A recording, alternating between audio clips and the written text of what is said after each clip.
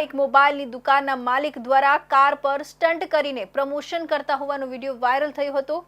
આ ઘટનામાં હજુ પોલીસ દ્વારા તપાસ કરવામાં આવી રહી છે। ત્યાં વધુ એક વિડીયો વાયરલ થયો છે, જેમાં આ મોબાઈલના દુકાનદાર દ્વારા મોબાઈલના પ્રમોશન માટે હાથીનો ઉપયોગ કરવામાં આવ્યો હતો।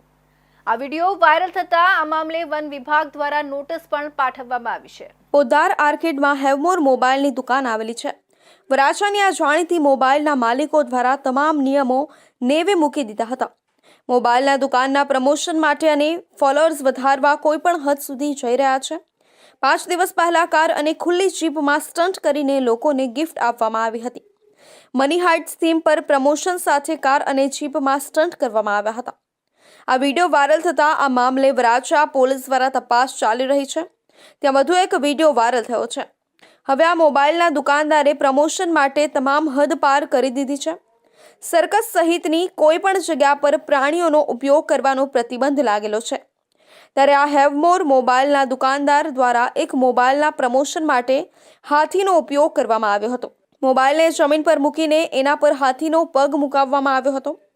જો આ પ્રમાણેના પ્રમોશન સમયે હાથીને કંઈ નુકસાન થાય તો એ ખૂબ જ ગંભીર બાબત છે। આ વિડીયો સોશિયલ મીડિયામાં વાયરલ થતાં જ વન વિભાગ દ્વારા દુકાનદારની નોટિસ પણ પાઠવવામાં આવી છે। અત્રે ઉલ્લેખનીય છે કે અસામાજિક તત્વો સામે સુરત પોલીસ દ્વારા કડક કાર્યવાહી કરવામાં આવી રહી છે અને તેમના સોશિયલ મીડિયા એકાઉન્ટ પણ ડિલીટ મારવામાં આવી રહ્યા છે। જોકે દુકાનદાર દ્વારા કાર સાથે સ્ટન્ટ કરવામાં આવેલા વિડીયોની પોલીસ દ્વારા હજુ તપાસ કરવામાં આવી રહી છે। ત્યાં વધુ એક વિડીયો વાયરલ થયો છે।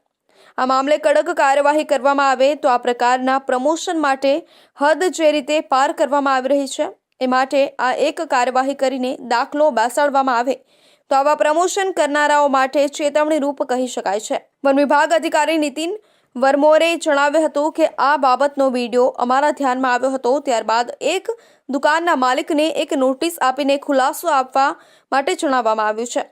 આ રીતે કોઈ પણ પ્રાણીનું પ્રમોશનમાં ઉપયોગ કરી શકાય નહીં। ખુલાસો આપ્યા બાદ આગળની કાર્યવાહી કરવામાં